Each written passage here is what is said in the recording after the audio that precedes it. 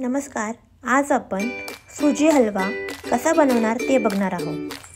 त्यासाठी लागणारे सामान दूध, साखर, ड्राय फ्रूट्स, एक केळी,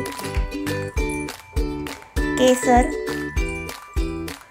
वेलची आणि जायफळ या दोघांची पावडर लागेल, बटर किंवा तूप आणि रवा।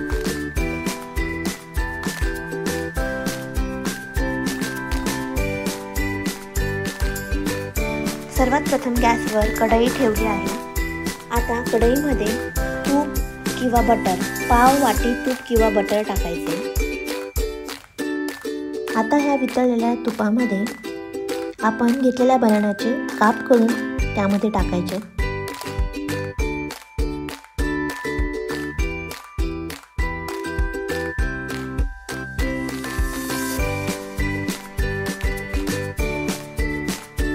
आपण बघू शकता आता आपला बनाना तुपामध्ये व्यवस्थित मिक्स झालेला आहे, मेल्ट झालेला आहे। आता यामध्ये आपण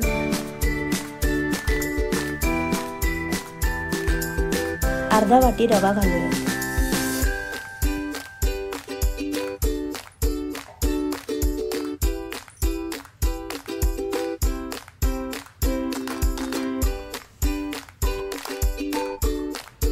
रवा हा तुपामध्ये छान परतून घेऊयात, जेणेकरून तूप आणि रवा दोघं व्यवस्थित मिक्स होतील।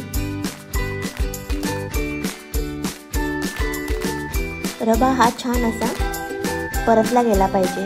आपण बघू शकतात की रव्याचा कलर चेंज झालेला आहे। आपला रवा परतून तयार आहे। आता यामध्ये आपण 1 कप दूध घातल्यानंतर दूध आणि रवा व्यवस्थित एकत्रित करून घ्या। रव्यामध्ये दूध घालण्याच्या आधी दूध हे आपलं उकळलेलं असलं पाहिजे, गरम पाहिजे।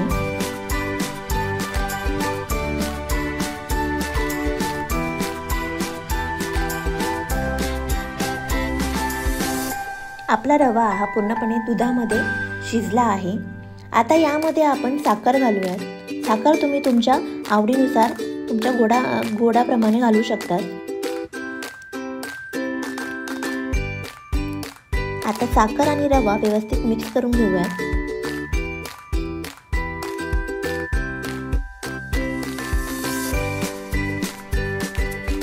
आता आपला रवा हा व्यवस्थित तयार झाला आहे।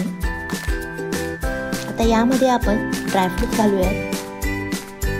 ड्रायफ्रूट्स मध्ये मी बदाम, काजू, चारोळी, थोडेसे मनुके, केसर हे घातलं आहे। आता हे सगळं व्यवस्थित मिक्स करून घेऊयात। आपला रवा हा तयार झालेला आहे। थोडंसं याला एक वाफ काढून घेऊयात। या वेळामध्ये आपण वेलची आणि जायफळ यांची पूड करून घेऊयात। यासाठी मी 2 ते 3 वेलची सोलून घेतल्या आहेत आणि थोडंसं जायफळ तोडून घेतलं आहे। यानंतर याची आपण पूड करूया।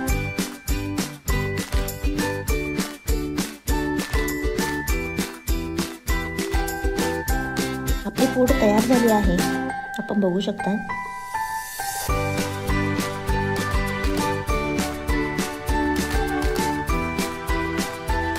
शिऱ्यावर घालूया। वाव, आपला शिरा खूपच छान दिसतो आहे, कलरही खूप छान आलेला आहे।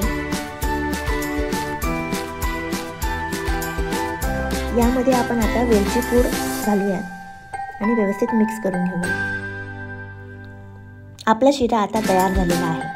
आता याला आपण एका सर्विंग बोलमध्ये काढून घेऊया। एकंदरीत आपला सुजी हलवा म्हणजेच शिरा, रव्याचा शिरा तयार झाला आहे। तसेच याला आपण प्रसादाचा शिरा सुद्धा बोलू शकतो। Please subscribe our channel. Thank you for watching.